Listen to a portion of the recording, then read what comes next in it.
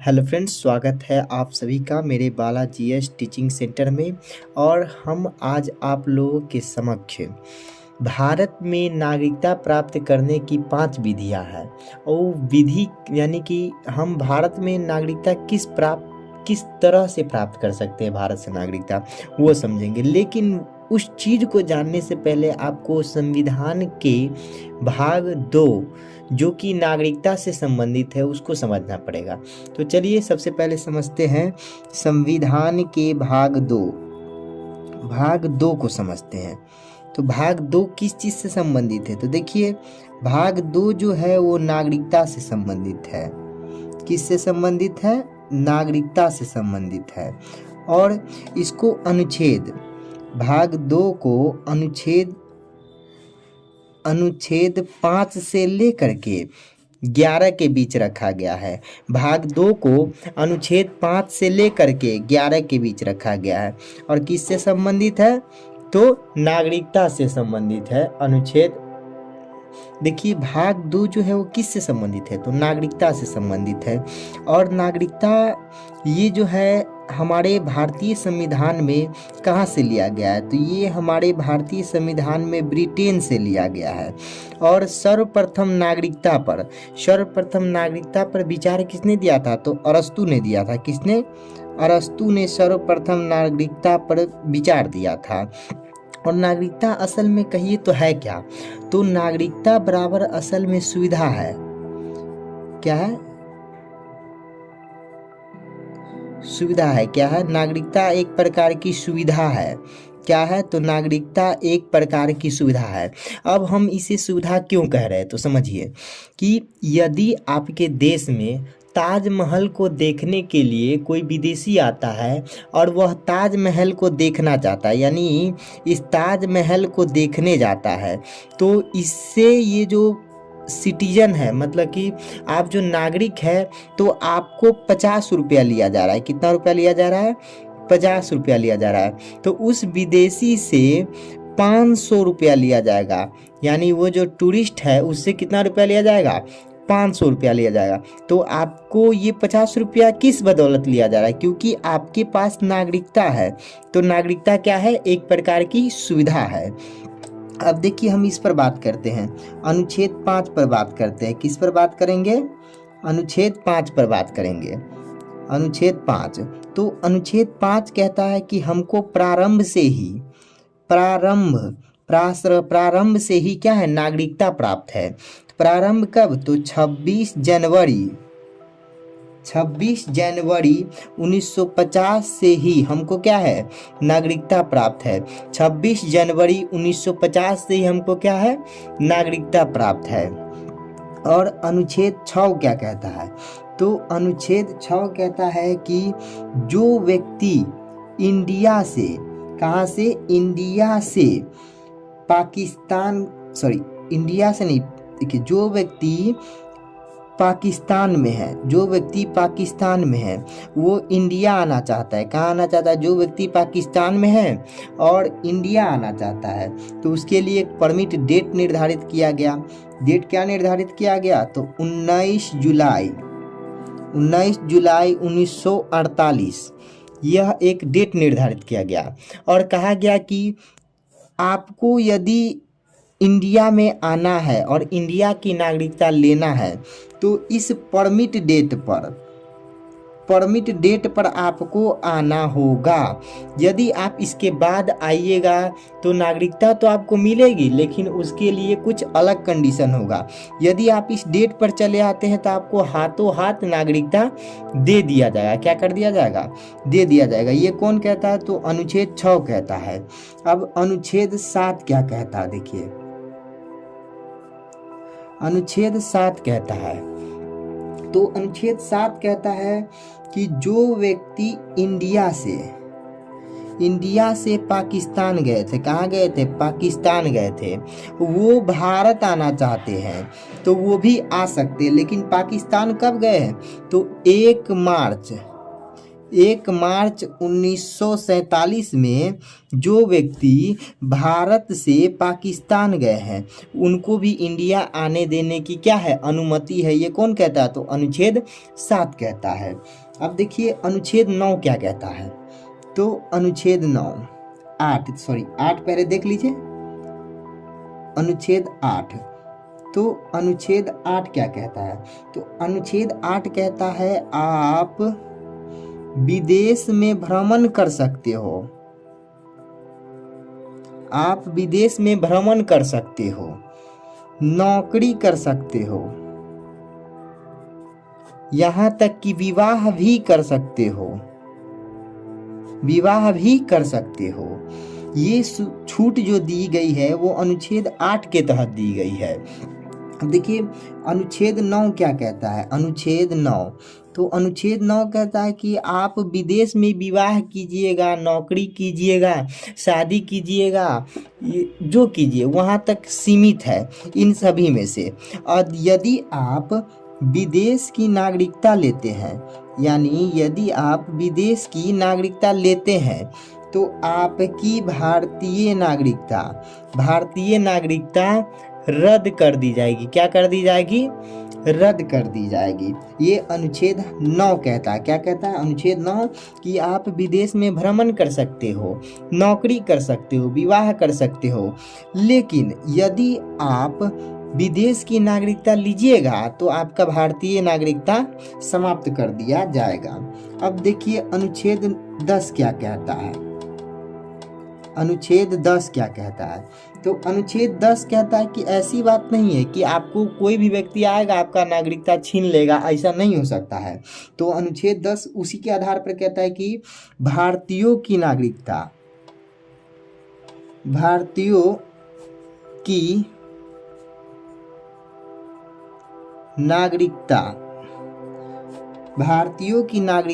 बनी रहेगी। क्या रहेगी, बनी रहेगी। भारतीयों की नागरिकता बनी रहेगी। कोई हमसे हमारा नागरिकता नहीं छीन सकता है यदि हम इस प्रकार की गलती नहीं किए हैं तब। अब देखिए अनुच्छेद 11 क्या कहता है, तो अनुच्छेद 11 कहता है कि नागरिकता संबंधित विषयों पर कानून जो है ना वो संसद बनाएगी। कौन बनाएगी, संसद बनाएगी। और संसद का कौन सा मंत्रालय, तो संसद का गृह मंत्रालय। कौन सा मंत्रालय, गृह मंत्रालय। संसद का गृह मंत्रालय नागरिकता संबंधित, यानी कि संसद का गृह मंत्रालय जो है वो नागरिकता संबंधित क्या कानून बनाएगी। अब संसद का कौन सा मंत्रालय, तो गृह मंत्रालय नागरिकता संबंधित कानून बनाएगी।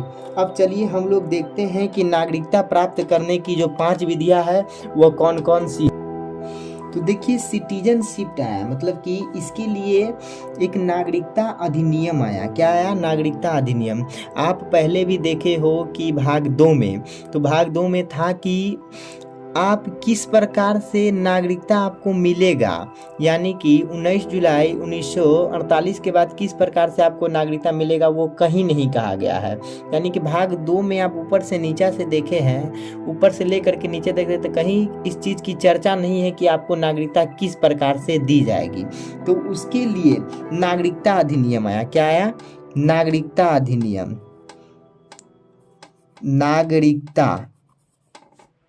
नागरिकता अधिनियम आया। उसके लिए क्या है, नागरिकता अधिनियम। और नागरिकता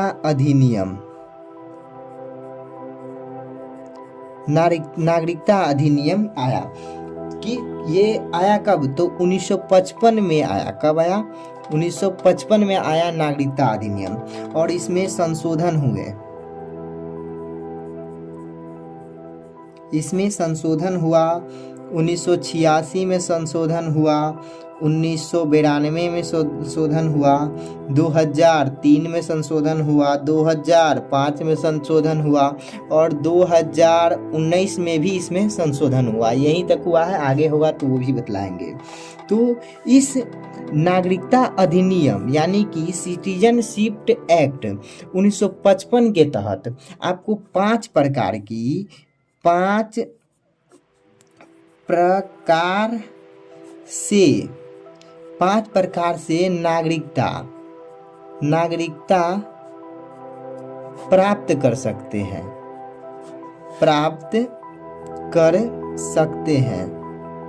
आप जो है वो 5 प्रकार से नागरिकता प्राप्त कर सकते हैं। ये अधिनियम, नागरिकता अधिनियम 1955 में कहा गया। और वो 5 प्रकार कौन कौन से हैं देखिए। तो सबसे पहला है जन्म के आधार पर। किस आधार पर? जन्म के आधार पर, जिसको कहते हैं बर्थ, जन्म के आधार पर। तो जन्म के आधार पर शुरू में क्या था कि किसी व्यक्ति को, किसी को भी नागरिकता दे दिया जाता था।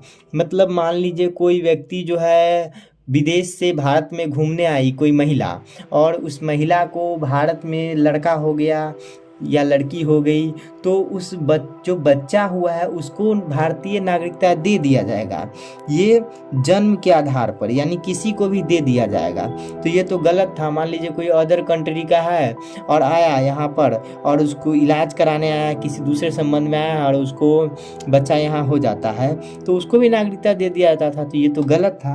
तो इसमें 1986 में संशोधन किया गया और कहा गया कि उसको नागरिकता, जो बच्चा होगा उसको नागरिकता दिया जाएगा, लेकिन कंडीशन रहेगा उसके माता या पिता दोनों में से किसी एक के पास भी भारतीय नागरिकता होनी चाहिए, तभी उसको भारत की नागरिकता दी जाएगी। इसमें 1986 में संशोधन करके कहा गया। अब देखिए दूसरी विधि देखिए। तो दूसरी विधि है वंश के आधार पर, यानी वंश के आधार पर। इसको कहते हैं डिसेंट कहते हैं, वंश के आधार पर। तो वंश के आधार पर भी एक दिक्कत था इसमें कि पहले पिता के आधार पर ही बच्चा को नागरिकता दिया जाता था। और आप देखते होंगे समाज में, गांव में भी, कि पिता के नाम से जोड़कर ही बच्चे का नाम लिया जाता है। तो इस तरह की परेशानी यहाँ भी देखी गई। तो इसमें कहा गया कि 1992 में इसमें संशोधन किया गया। 1992 में संशोधन किया गया और कहा कि पिता या माता किसी के आधार पर आप नागरिकता, आपका जो है ना आगे का नागरिकता बनेगा वो किसी के आधार पर बना सकते हैं। या तो आपको मन है तो पिता के आधार पर बनाइए, नहीं तो माता के आधार पर। लेकिन पहले क्या था, सिर्फ पिता के आधार पर बनेगा। और कहा गया 1992 में संशोधन हुआ, कहा कि मन है तो आपको पिता के आधार पर बनाइए, या मन है तो आपको माता के आधार पर बनाइए, अपना नागरिकता आप बना सकते हैं। और तीसरी विधि क्या है देखिए। तीसरी विधि है पंजीकरण, जिसको हम लोग रजिस्ट्रेशन कहते हैं। क्या कहते हैं? रजिस्ट्रेशन। पंजीकरण को क्या कहते हैं? रजिस्ट्रेशन। और ये तो हमारी तीसरी विधि थी पंजीकरण, जो कि रजिस्ट्रेशन थी। और इसमें क्या था कि आपको 7 ईयर, यानी कि 7 साल यदि आप भारत में रहते हैं तो आपको इसके तहत नागरिकता दे दिया जाएगा। आप विवाह कर लिए भारत में तब, या किसी अन्य कारण से आप 7 वर्ष जो है ना इंडिया में रहते हैं, इसका आप सबूत पेश कीजिएगा। तो पंजीकरण के तहत, यानी रजिस्ट्रेशन के तहत आपको नागरिकता दे दी जाएगी। और देखिए चौथी विधि क्या है। तो नागरिकता प्राप्त करने की जो चौथी विधि है, अब हम उसको देखेंगे। तो देशीकरण है। नागरिकता प्राप्त करने की चौथी विधि क्या है? देशीकरण। देखिए देशीकरण को जो न्यूट्रलाइजेशन कहते हैं। क्या कहते हैं? न्यूट्रलाइजेशन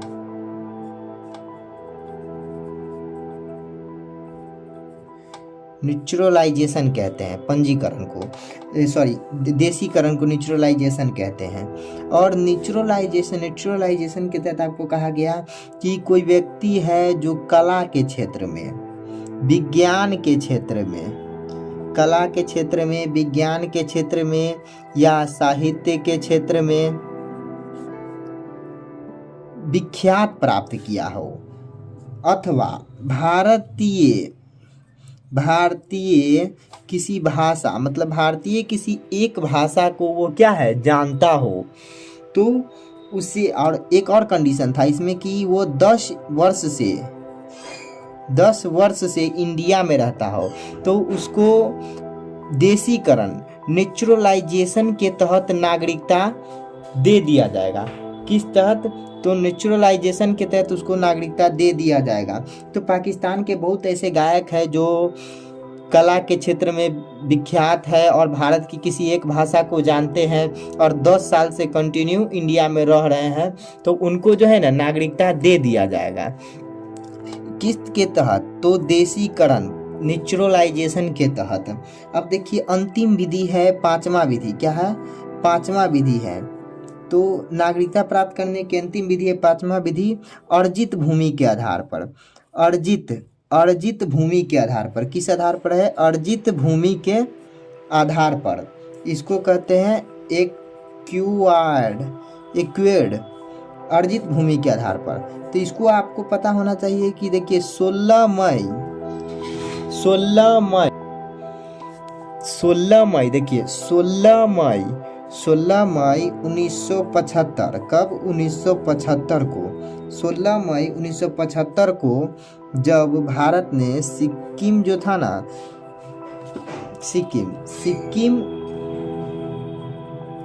सिक्किम आपको पता होना चाहिए कि जब तिब्बत पर 1959 ईस्वी में चीन आक्रमण कर दिया। कौन?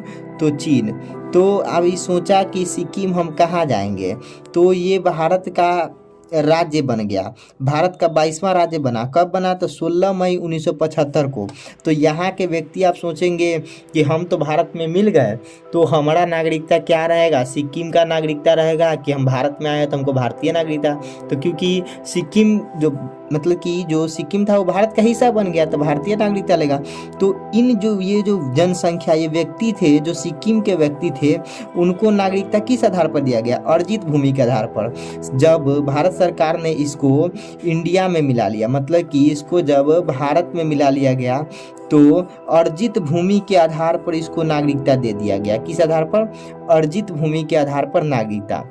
तो हमने देख लिया बढ़िया से, अच्छी तरीके से कि नागरिकता प्राप्त करने की कितनी विधि है। तो 5 विधि है। चलिए आज की वीडियो को यहीं पे समाप्त करते हैं। जय हिंद साथियों।